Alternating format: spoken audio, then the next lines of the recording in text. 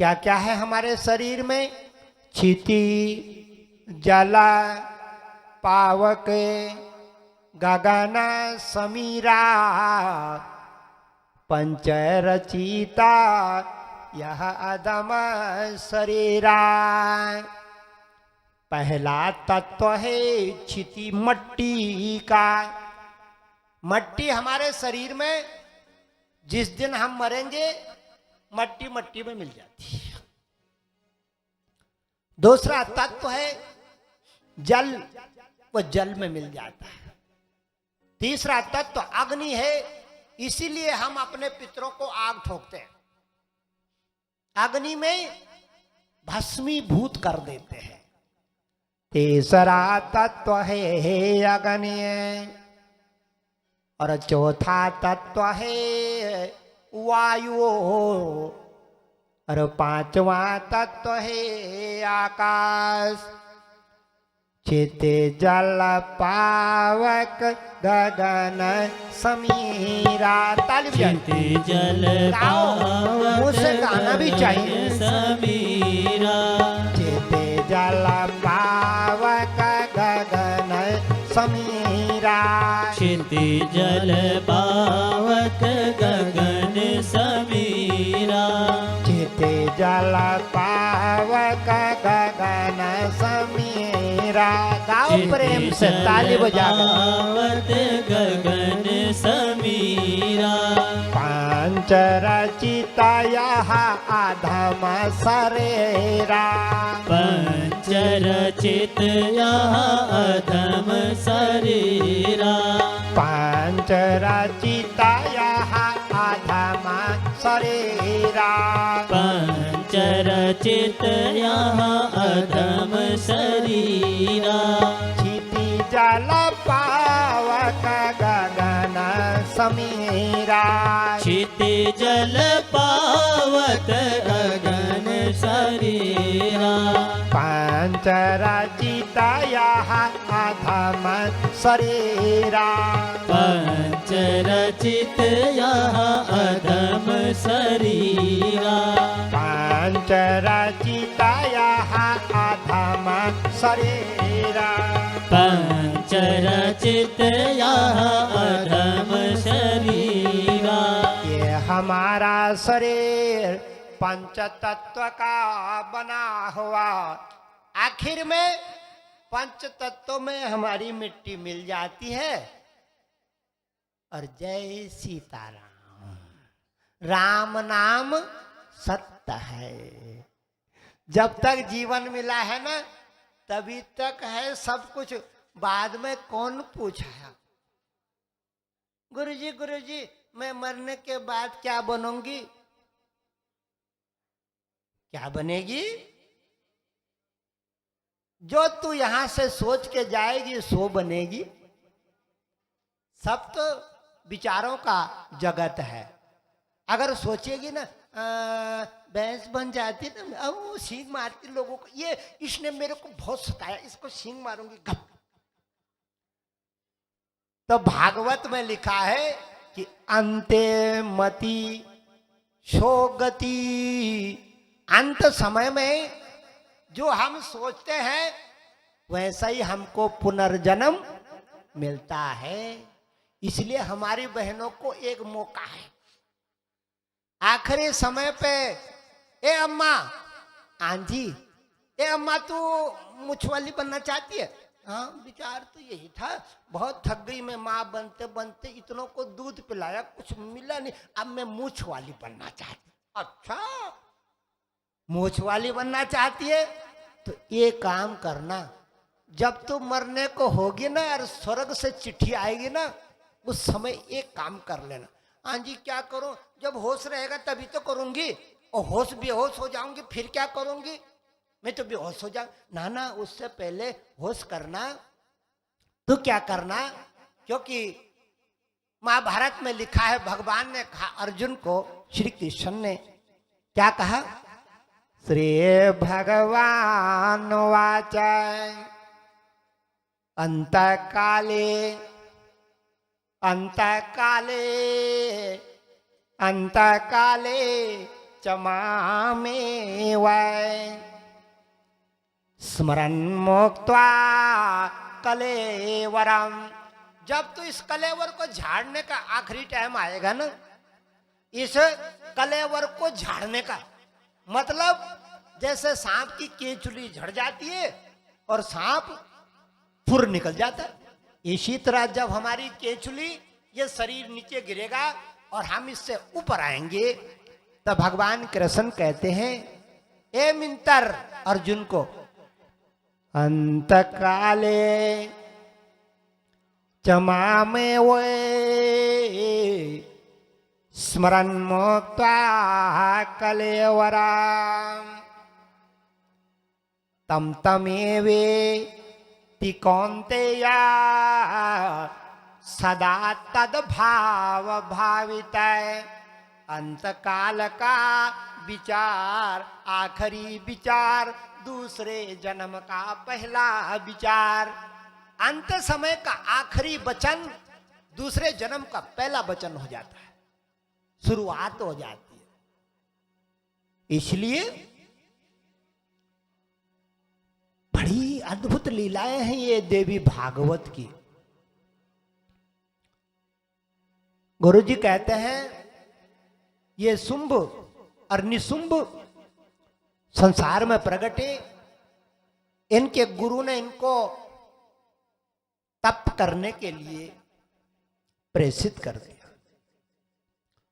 किसकी तपस्या लगाएं गुरुदेव? गुरुदेव ने कहा, तीन देवता ब्रह्मा विष्णु महेश इस जगत के उत्पत्ति कारक, पालन करता और संहार कारक है। एक बच्चे पैदा करता है, चीजें बनाता है, दूसरा नारायण पालता है, और तीसरा भोले बाबा त्रिशूल मार करके रास्ता साफ कर देता है। बोले चलो, मैं मौत का देवता हूं, मैं मशान का देवता हूं, मैं मरघटवासी हूं, मैं मरघट का राजा हूं, इस धरती को छोड़ना भी पड़ेगा एक न एक दिन। राजेश नाराजेश, बाजे बाजे 100 साल के हो जाते हैं हमारे दादाजी। दादाजी चलोगे? कहाँ? स्वर्ग? ना ना, अभी नहीं जाऊंगा, अभी तो मैंने रबड़ी नहीं खाई, मैं खटाई मिठाई नहीं खाई, मेरे मुंह में रबड़ी चटाओ। वासना की चटोरी जवान। आदमी कोई मरना नहीं चाहता बिटिया, वो तो भगवान का विध्वंसक रूप है भगवान शंकर, वो कहते जाना पड़ेगा। ब्रह्मा विष्णु महेश, ब्रह्मा तो जगत का सृजन करता है, बनाओ बनाओ बनाओ बनाओ बनाओ बनाओ। गुरु ने कह दिया शुंभासुर और निशुंभासुर को, तुम जाकर के ब्रह्म देवता की भक्ति लगाओ, और ऐसी भक्ति लगाना, ऐसी भक्ति लगाना कि खोपड़ी से आग निकलने लग जाए। क्योंकि ब्रह्मा की भक्ति कठोर है बिटिया। राजा भगीरथ ने लगाई थी, हर एक के बस की बात नहीं है, हर एक के बस की बात नहीं। उसकी 3 पीढ़ियां खप गई थी।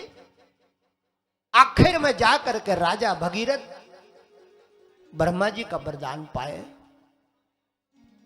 इसीलिए हमारे देश में भी ब्रह्मा जी के मंदिर कम है, भगत नहीं मिलते हैं। 150 में से एक आध कोई मिल जाता है, 1000 में से एक आध कोई भगत होगा ब्रह्मा का। गांव गांव ढूंढोगे, एक आध बामण ढूंढना मुश्किल हो जाएगा श्राद्ध जिमाने के लिए, मिलता ही नहीं। बड़ी मुश्किल से ढूंढ ढांड के कहीं से लाते, क्योंकि ब्रह्मा की भक्ति कठोर है, हर एक नहीं करता है। बलिदान होना हर कोई नहीं चाहता है। भागीरथ जैसा आदमी चाहिए जो अदृश्य में छलांग लगा दे, या तो वार या पार। मैं ऋषिकेश में देखता रहता हूं, गंगा के तीर पे बहुत सारे बड़े बड़े पढ़े लिखे पागलों की तरह घूमते रहते हैं। पढ़े लिखे कम नहीं है वो, कोई एमटेक है, कोई बीटेक है, कोई एलएलबी है, पागलों की तरह गंगा के किनारे रात रात तक घूमते रहते हैं। वो कौन लोग हैं? जो आए थे भजन करने और भजन तो हुआ नहीं। स्क्रू निकल गया, गप। बिन गुरु ज्ञान आदमी को गिरा भी देता है। बिना गुरु का मार्गदर्शक के आदमी सफलता नहीं प्राप्त करता।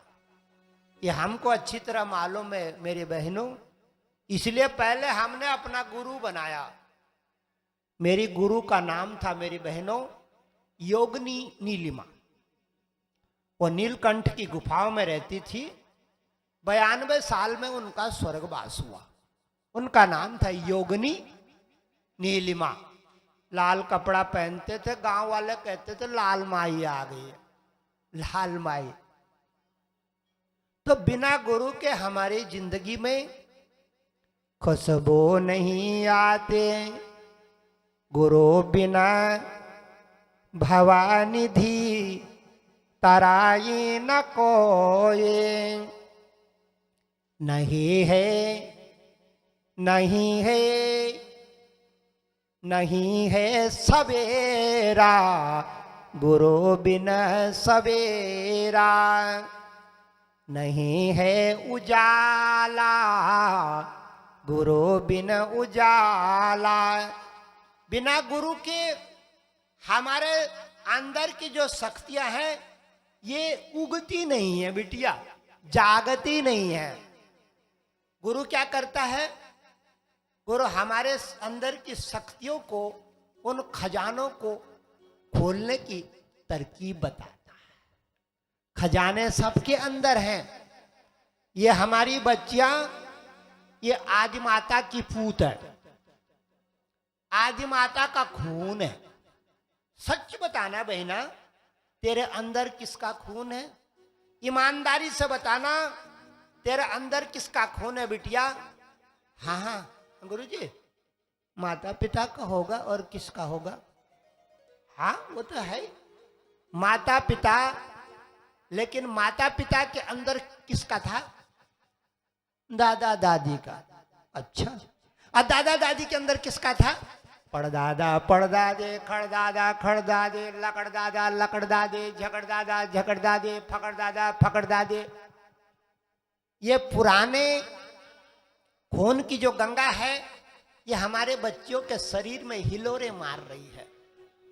ये जो बैठी है ना, इसको आज की मत समझना, इसके अंदर पुराने लोगों का कीटाणु भी है, आज का ही नहीं है। और पुराने लोगों का कीटाणु इस कदर बैठा हुआ है कि अगर मैं अभी ढोल बजा दूं और कहूं गौरा जी, गौरा नाच, गौरा नाच, और ढोल बजा दूं, ढोलिया कालिदास बन जाऊं, तो इसके अंदर की जो पुराण माता है, पुराना जो खून है, वो खोलने लगता है, वो हिलोरे मारने लगता है। ठहर जाओ, चपाक से मंडाण में कूद जाती है। तो आपका बस नहीं चलता। क्यों नहीं चलता आपका बस? आपके अंदर जो खून है ना, उसमें कुछ गुण स्वभाव होता है। जैसी माँ होगी, जैसी दादी नानी होगी, वैसे तेरा मुखड़ा होगा, वैसे तेरा रूप रंग होगा, वैसे तेरा चाल ढाल होगा, वैसे तेरा बोल भाव होगा। अब जिसकी नानी और दादी नचाड़ होएगी, तब तू क्या करेगी बिटिया? तेरी तो नानी भी नचाड़ थी, बस ढोल बज जाए और नानी ने फर फर फर जिसकी नानी नचाड़ हो, कैसे रोकेगी अपने आप को? तेरे अंदर तो खून, जैसे कंप्यूटर में इनबिल्ट होता ना प्रोग्राम, वैसे ही सब प्रोग्राम अंदर है बिटिया। हजारों साल का जाल जंगाल लेकर चल रही है यहां आगे चंडिका में। इसीलिए इसको कहते हैं पुराण कथा। क्या कहते हैं? देवी भागवत पुराण। नया नहीं बोलते, ये नया नहीं होता। इसका नाम देवी भागवता पुराण। ये माता की लीला पुराण गाथा है।